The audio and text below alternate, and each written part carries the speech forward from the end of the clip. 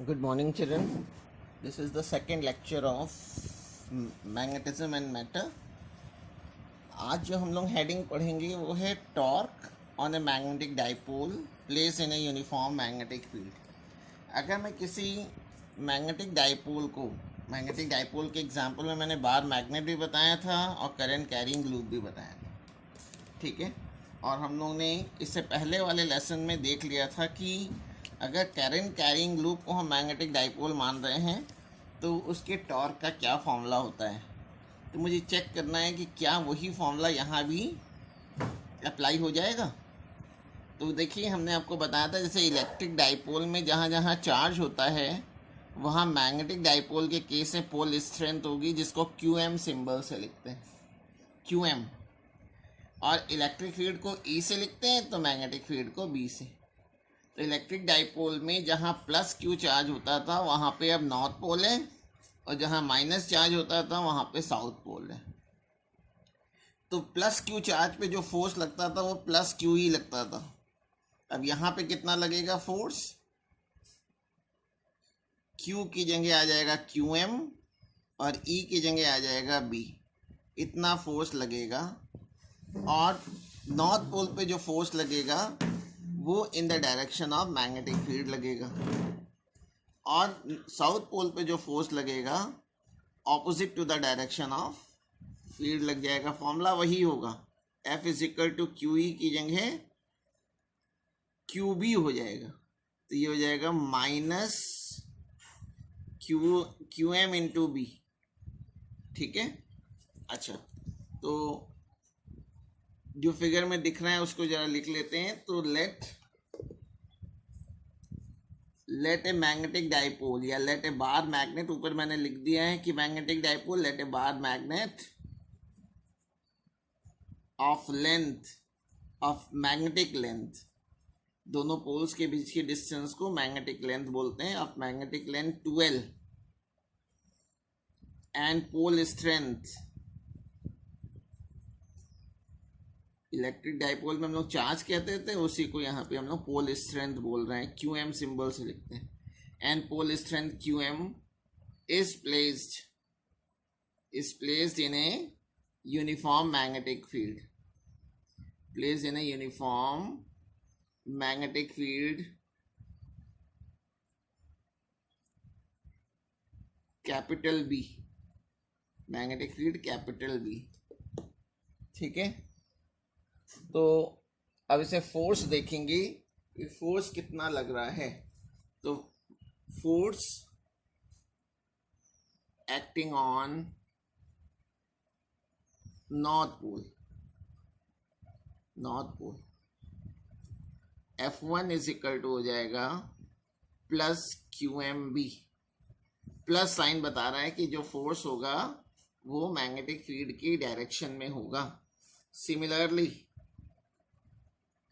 Similarly, force acting on south pole,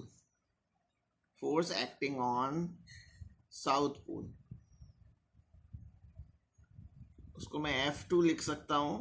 तो इसकी value हो जाएगी माइनस QM इंटू B, ठीक है। तो इन दोनों, अब मुझे टॉर्क निकालना है। तो टॉर्क का फॉर्मूला होता है force into perpendicular distance. Now in triangle NZS, अगर मैं साइन थीटा की वैल्यू निकालूं इस R को निकालने के लिए, तो sine theta is equal to हो जाएगा NZ अपॉन NS। NZ यानी R और NS की वैल्यू है 12। देयरफॉर यहाँ से R की वैल्यू आ गई 2L साइन थीटा। तो कितना टॉर्क लग रहा है? Therefore, torque acting on a magnetic dipole, electric dipole की जगह मैग्नेटिक डाइपोल। तो टाउ इज इक्वल टू हो जाएगा, अगर मैं F1 ले रहा हूं तो इंटू R हो जाएगा। अब मैं F1 की वैल्यू पुट कर दे रहा हूं। अब यहाँ मैं स्केलर फॉर्म में कर रहा हूँ तो सब कुछ स्केलर फॉर्म में ही लेके चलेंगे। QM इंटू B और R की वैल्यू है 12 साइन थीटा। जैसे इलेक्ट्रिक डाइपोल में Q into 2L electric dipole movement होता था, वैसे यहाँ भी QM into 2L magnetic dipole movement होगा। ये इससे हमने पहले वाले लेक्चर में देखा था। मैग्नेटिक डाइपोल मूवमेंट को स्मॉल m सिंबल से लिखते हैं, स्मॉल m। तो ये हो गया मैग्नेटिक डाइपोल मूवमेंट। तो अगर मैं इसको पुट कर दूं इक्वेशन 2 में, therefore from equation 2 we get tau is equal to mb sin theta. और अगर इसको मुझे वेक्टर फॉर्म में लिखना है, वेक्टर फॉर्म में अगर लिखना है तो vector tau is equal to हो जाएगा vector m cross vector b। ये बिल्कुल एक्सप्रेशन इलेक्ट्रिक डाइपोल की तरह ही है, बस मैग्नेटिक डाइपोल m को वहाँ पे रिप्लेस कर देते हैं p से इलेक्ट्रिक डाइपोल मोमेंट से, और मैग्नेटिक फील्ड की जगह इलेक्ट्रिक फील्ड आ जाती है। ठीक है ना। अच्छा, और टाउ की डायरेक्शन क्या होगी उसको देखें तो हम लोगों को p की डायरेक्शन, m की डायरेक्शन तो मालूम है। मैग्नेटिक डाइपोल मोमेंट की डायरेक्शन साउथ पोल से नॉर्थ पोल की ओर होती है, यानी अगर मैं अलग से दिखाना चाहूँ तो ये तो p की डायरेक्शन है। ऊपर वाले डायग्राम में p की डायरेक्शन साउथ टू नॉर्थ, और मैग्नेटिक फील्ड इस डायरेक्शन में है। ये मैग्नेटिक फील्ड की डायरेक्शन है। तो ये मैग्नेटिक डाइपोल, इसलिए मुझे m लिखना चाहिए p नहीं, और इन दोनों के बीच का एंगल थीटा है। तो ये m क्रॉस b इंडिकेट कर रहा है कि अगर मैं राइट हैंड थंब रूल का यूज़ करूँ तो आपको m की डायरेक्शन में अपनी राइट हैंड की फिंगर्स को फैलाना है और टर्न करना है b की डायरेक्शन में, जिस डायरेक्शन में ये एरो लगा हुआ है। तो जो थंब होगा वो टॉर्क की डायरेक्शन को रिप्रेजेंट करेगा, यानी टॉर्क की डायरेक्शन कॉपी के परपेंडिकुलर इनवर्ड डायरेक्शन में होगी, इनवर्ड डायरेक्शन में हो जाएगी। इलेक्ट्रिक करंट कैरिंग लूप के केस में भी सेम एक्सप्रेशन आता था, बस वहाँ पे जैसे यहाँ पे स्मॉल m की वैल्यू QM इंटू 2L हो गई है, करंट कैरिंग लूप के केस में स्मॉल m आ जाता था NIA आ जाता था। ठीक है। अब चिल्ड्रन नेक्स्ट हेडिंग देखनी है, इसी से रिलेटेड है, जिसमें हम पोटेंशियल एनर्जी निकालेंगे। Potential energy of A magnetic dipole, potential energy of A magnetic dipole, ये मेरी नेक्स्ट हेडिंग हो जाएगी। Potential energy, potential energy of a magnetic dipole. Magnetic dipole में मैं यहाँ पर भी बार मैग्नेट का एग्जाम्पल ही लेके चलूँगा। Magnetic dipole in a uniform magnetic field, in a uniform magnetic field. अगर यूनिफॉर्म मैग्नेटिक फील्ड में एक बार मैग्नेट को रख दिया है तो देखना है कि उस पर जब वो रोटेट कर रहा होगा तो उसकी पोटेंशियल एनर्जी क्या होगी, उसकी पोटेंशियल एनर्जी क्या होगी, उसके लिए हम लोगों को फॉर्मूला देखना है। और rotational motion of a rigid body में हम लोगों ने पढ़ा था कि वर्क डन का जो फॉर्मूला होता है, वर्क डन का फॉर्मूला वो पढ़ा था टाउ इंटू थीटा, तो उसी को हम लोग लेके चलेंगे। टॉर्क का फॉर्मूला अभी हम प्रूफ कर चुके हैं, टॉर्क का फॉर्मूला प्रूफ किया था mb sin थीटा। ठीक है ना। तो अब उसी को मैं आगे कंटिन्यू कर रहा हूं। तो आप जानते हैं, इसी से स्टार्ट कर लेंगे कि we know that torque acting on a magnetic dipole, torque acting on a magnetic dipole in a uniform magnetic field B, in a uniform magnetic field B is, ये फॉर्मूला होता है tau is equal to mb sin theta. अब इस बार magnet को अगर मैं बहुत small angle displace कर रहा हूँ, डी थीटा एंगल अगर रोटेट करा रहा हूँ, तो क्या वर्क होगा? Work done in rotating a small angular displacement d theta. अगर मैं d थीटा एंगल रोटेट करा रहा हूं तो कितना वर्क करना पड़ेगा?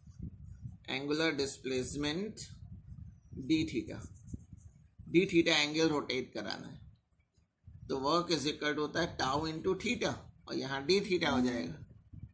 अब मैं टाउ की वैल्यू इक्वेशन 1 से पुट कर दे रहा हूं, तो डी डब्ल्यू इज इक्वल टू आ गया m B sine theta D theta. इससे मैंने इक्वेशन 1 का यूज किया है, तो मैं साइड में लिख दे रहा हूं यूजिंग इक्वेशन 1। तो अगर मुझे बार मैग्नेट को थीटा 1 एंगल से थीटा 2 एंगल तक रोटेट कराना है तो टोटल वर्क कितना करना पड़ेगा? Therefore total work done in rotating a bar magnet, जो कि मैग्नेटिक डाइपोल भी कहलाता है, bar magnet from angle theta 1 to angle theta 2। तो टोटल वर्क डन निकाल लेंगे थीटा 1 एंगल से थीटा 2 एंगल तक रोटेट कराने में।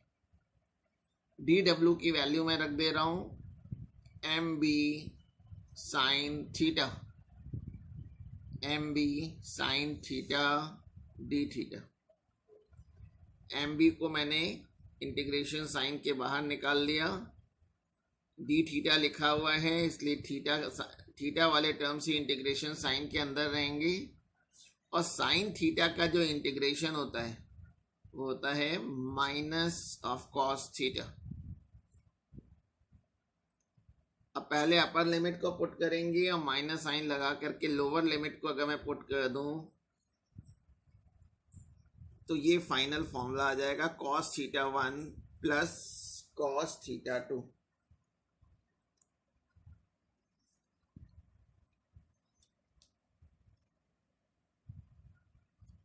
यानी पहले मैं थीटा के जगह थीटा 2 रखूंगा तो माइनस cos थीटा 2 आएगा, और फिर बीच में सॉरी माइनस साइन आ जाएगा cos theta 1 minus cos theta 2, तो ये नेगेटिव साइन आ जाएगा।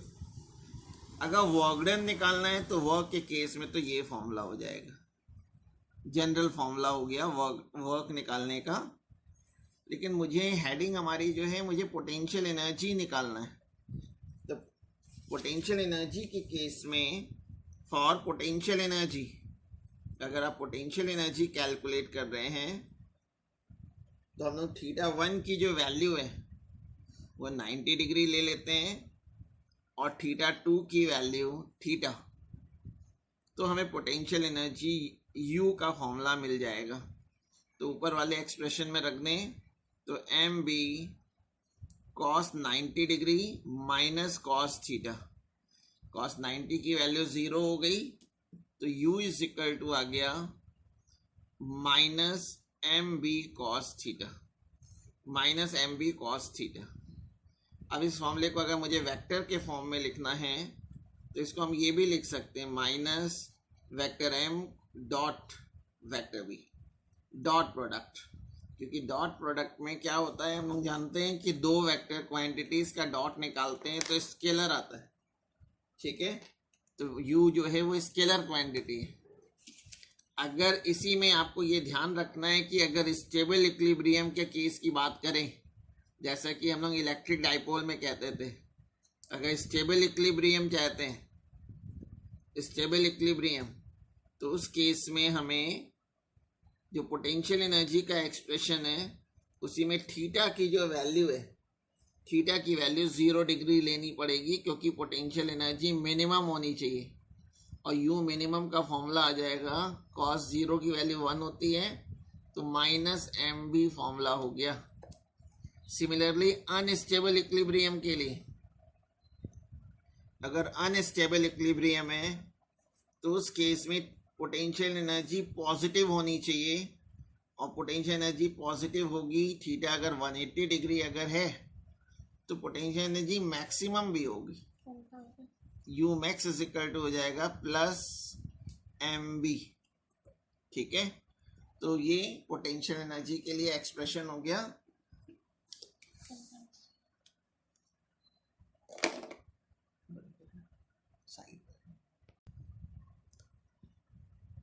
यस चिल्ड्रन, मेरी अब जो नेक्स्ट हेडिंग हमें देखनी है वो है analogy between magnetism and electrostatic. Analogy means कैसे जो है मैग्नेटिज्म जो है वो इलेक्ट्रोस्टैटिक्स के इक्विवेलेंट है। जैसे हम लोग ने इलेक्ट्रिक डाइपोल मूवमेंट का फॉर्मूला देखा था, तो उसमें P is equal to Q into 12 हो गया था। यहाँ मैग्नेटिक डाइपोल मूवमेंट में बस सिंबल चेंज हो गए थे, इलेक्ट्रिक डाइपोल मूवमेंट की जगह मैग्नेटिक डाइपोल मूवमेंट हो गया था। तो ये मुझे देखना है दोनों को किन किन फिजिकल क्वांटिटी में दोनों में एनालॉजी है यानी सिमिलैरिटी है। तो मैं यहाँ पे लिख रहा हूँ फिजिकल क्वांटिटी। जिस फिजिकल क्वांटिटी को मैं चेक करना चाह रहा हूँ उसको मैं लिख रहा हूँ फिजिकल क्वांटिटी। फिर उसका मैग्नेटिज्म में क्या फॉर्मूला है और उसका इलेक्ट्रोस्टैटिक में क्या फॉर्मूला है। इलेक्ट्रोस्टैटिक्स में इलेक्ट्रोस्टैटिक्स, ठीक है। तो जो सबसे पहला फॉर्मूला हम लोग ने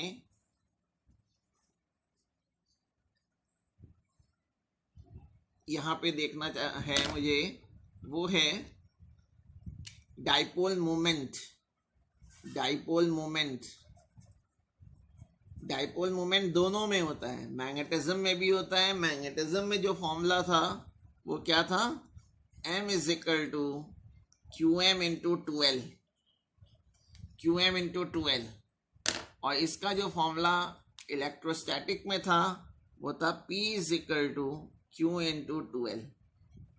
इसमें इसको हम लोग चार्ज कहते थे, इसमें इसको पोल स्ट्रेंथ कहते थे। इसमें डाइपोल लेंथ होती थी, इसमें मैग्नेटिक लेंथ ये कहलाती थी। अब सेकेंड फॉर्मूला जो है, सेकेंड फॉर्मूला वो हम लोग ने टॉर्क का देखा है। टॉर्क, टॉर्क का फॉर्मूला जो इसमें हम लोग प्रूफ करते हैं, tau is equal to M cross B, vector M cross vector B.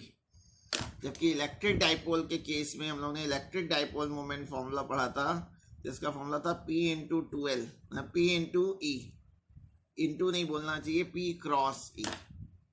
Third formula हम लोग ने, थर्ड फिजिकल क्वांटिटी है पोटेंशियल एनर्जी। ये सारी चीजें इलेक्ट्रिक डाइपोल या मैग्नेटिक डाइपोल की कर रहे हैं। तो पोटेंशियल एनर्जी का जो फॉर्मूला होता था वो क्या था, capital U is equal to minus M dot vector B.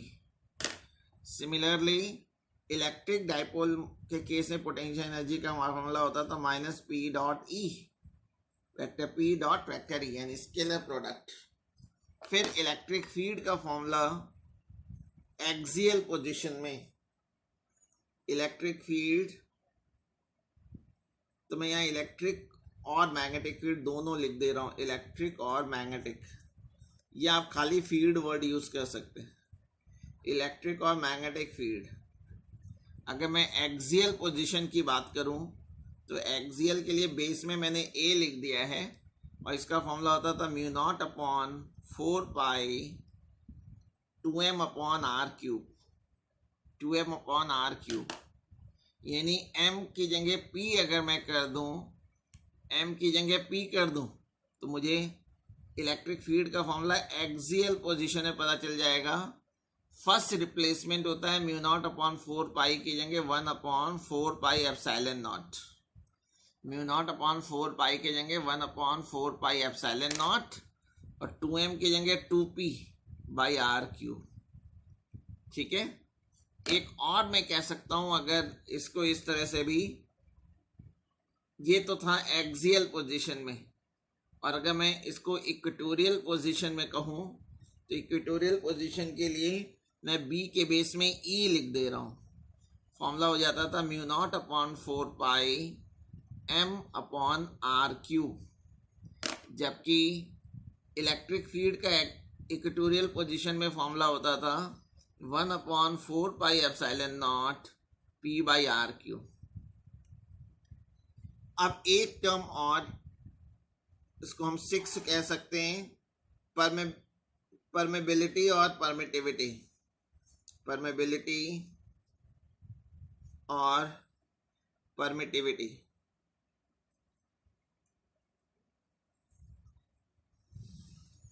तो परमिटिविटी को हम लोग एप्सिलॉन नॉट से लिखते थे, एप्सिलॉन नॉट, और इसमें एप्सिलॉन नॉट जहाँ जहाँ भी होगा वहाँ पे 1/μ0 हो जाएगा। यानी एप्सिलॉन नॉट को 1/μ0 से रिप्लेस कर दीजिए तो आपको सारे फॉर्मूले पता चल जाएंगे। ये है यानी किस तरह से मैग्नेटिज्म इलेक्ट्रोस्टैटिक के इक्विवेलेंट है, यानी किस सिंबल को किससे रिप्लेस कर दें तो हमें इलेक्ट्रोस्टैटिक के फॉर्मूले मिल जाएंगे, या इलेक्ट्रोस्टैटिक्स के मालूम है तो मैग्नेटिज्म के फॉर्मूले मिल जाएंगे। ठीक है। अच्छा, अब आप जानते हैं कि मैग्नेटिक फील्ड लाइंस एक क्लोज कर्व बनाती हैं, जबकि electric field lines close curve नहीं कर बनाती। यानी अगर कोई आइसोलेटेड चार्ज ले लें या एक आइसोलेटेड मैग्नेट ले लें तो मैग्नेट की वजह से जो मैग्नेटिक फील्ड लाइंस होती हैं वो क्लोज कर्व बनाती हैं। ठीक है। लेकिन आइसोलेटेड चार्ज जो है वो एक क्लोज कर्व नहीं बनाता है। तो इसको हम लोग कैसे लिख सकते हैं? तो इसको मैं एक लॉ के फॉर्म में बता रहा हूँ जिसको कहते हैं गॉस लॉ इन मैग्नेटिज्म। तो ये मेरी नेक्स्ट हेडिंग हो जाएगी, Gauss law in magnetism. Magnetism कई बार 1 मार्क से पूछता है कि कैसे बताओगे कि मैग्नेट में सिंगल पोल एग्जिस्ट नहीं करते हैं। मैग्नेट में सिंगल पोल एग्जिस्ट नहीं करते, यानी मोनोपोल मैग्नेट में नहीं हो सकता, पोल्स हमेशा पेयर में ही होंगे। ठीक है। तो उसके लिए जो फाइनल एक्सप्रेशन आएगा उसी को लिख दिया जाता है। तो इसका स्टेटमेंट क्या है गॉस लॉ ऑफ मैग्नेटिज्म का? इसमें इन्होंने बताया कि जो नेट मैग्नेटिक फ्लक्स होता है, नेट मैग्नेटिक फ्लक्स को फाई के बेस में बी लिख देते हैं, और इलेक्ट्रिक फ्लक्स का फॉर्मूला होता था E डॉट डी एस। यहाँ पे जो फॉर्मूला है इलेक्ट्रिक फील्ड की जगह मैग्नेटिक फील्ड, उसमें डॉट होता था, यहाँ पे उसकी जगह हम लोग E डॉट डी एस। तो यहाँ B डॉट डी एस की जो वैल्यू होती है वो 0 होती है। ये बच्चों गॉस लॉ इन मैग्नेटिज्म है। अब इसी को हम लैंग्वेज में लिखेंगे, गॉस लॉ इन मैग्नेटिज्म, इसी को लैंग्वेज में लिखेंगे तो क्या हो जाएगा कि the net magnetic flux through any close surface is always 0। The net magnetic flux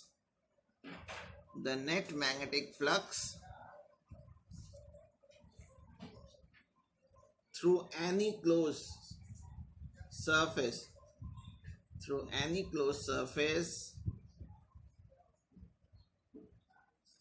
is always 0,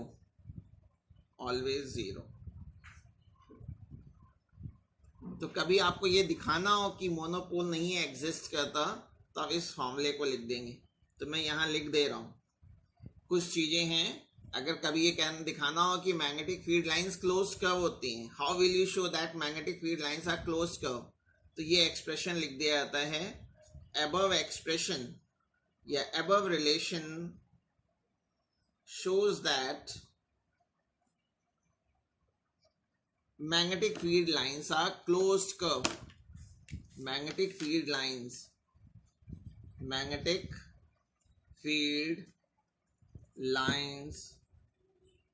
are closed curve।